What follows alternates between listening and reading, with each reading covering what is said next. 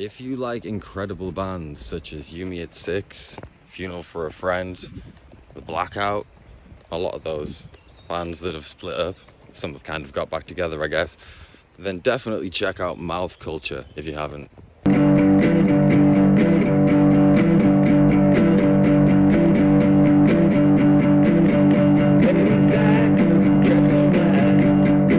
Went to see them live recently in Newcastle and they were absolutely phenomenal. One of the best shows I have been to in a long time. It really reminded me of the shows in the early 2010s scene of bands that included Kids in Glass Houses, Blackout, Yumi at 6, some incredible bands. Sadly, some of them are no longer with us. If any of the 6 members of the Blackout do see this, then release some new music please. We want it.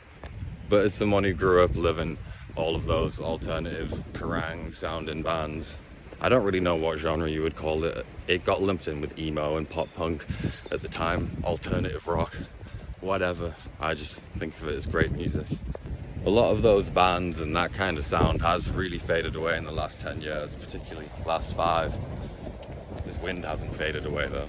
I've not heard of a band that have reminded me of that time of my life and that time in music as much as Mouth Culture have done. I'm not even going to tell you my favourite song, just go and listen to everything they've released.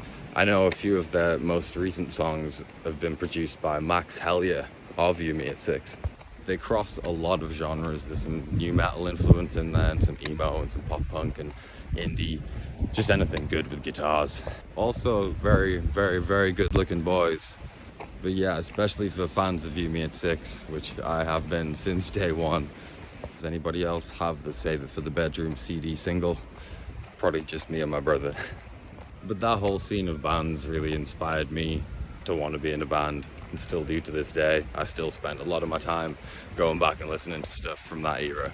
So being blessed with something new like a band such as Mouth Culture is incredible. I promise you, if you ever liked any Yumi at 6 song or ever saw them live, and especially if they were one of your favorite bands, this could be your new favorite band. A few of their tracks that Max from Yumi at 6 also co-wrote, produced with them as well, and obviously you can hear and feel the Yumi at 6 flavour in there, so if that's something you've been missing, then you're in luck.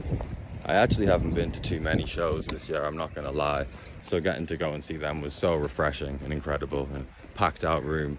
Shout out to anyone who was at the Newcastle show or at any of the tour, because by all accounts it looked very much sold out everywhere. So I'll give a quick shout, that should be a longer than quick shout, to the opening act, Overgrown, who have grown massively in popularity recently and have some amazing songs, real Deftones, early brand new kind of shoegaze meets new metal sound, and also a little tinge of that Yumi at 6-y era in there. Yeah, if you haven't heard of Mouth Culture, definitely listen to them.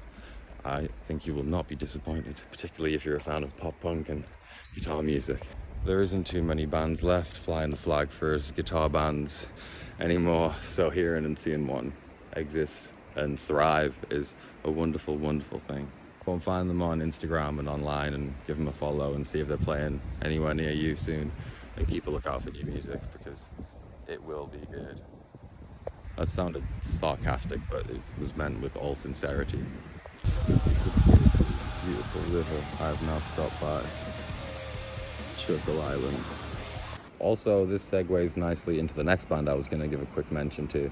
I'm sure if you are a fan or were a fan of Yumi at 6, then you will be familiar with Don Broco. Or is it Don Broco?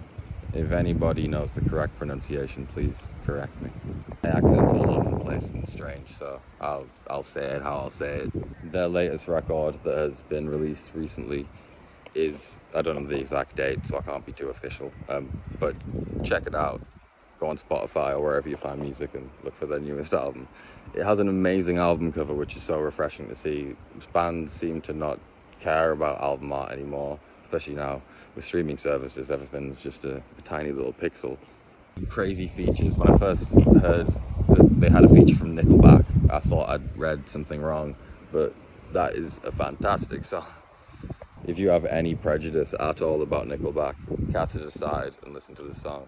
Similarly with what I said about Mouth Culture, They cross all genres, and there's a lot of new metal and shoegaze, 90s kind of grunge stuff in there, but with real modern production. With, you know, reminded me of bands like Bring Me the Horizon and A Day to Remember, yeah, who are obviously huge pioneers still.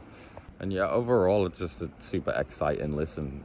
If you just like any kind of music, you would be intrigued by something on this record.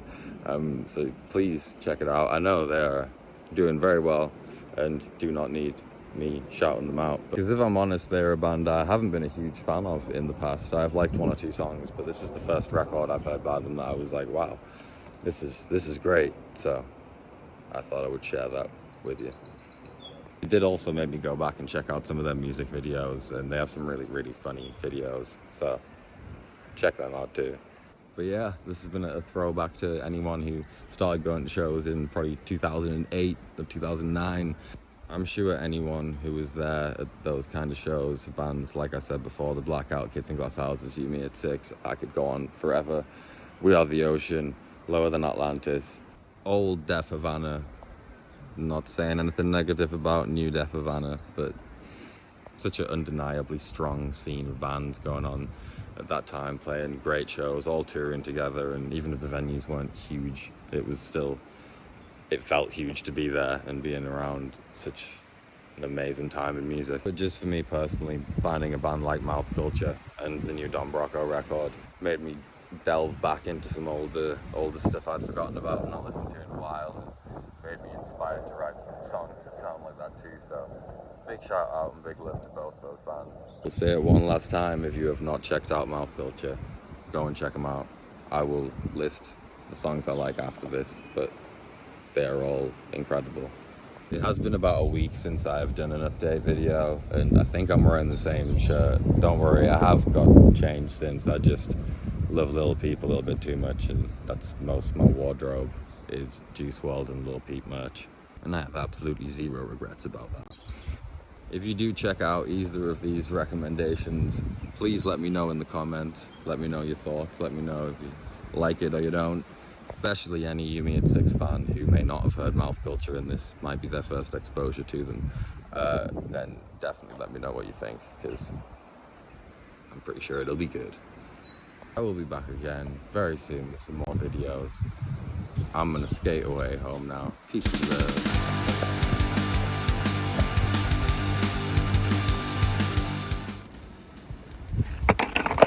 Actually, this path does not look skatable whatsoever.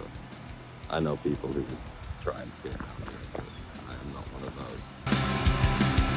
This broadcast is brought to you by Bronam, the band with the boldest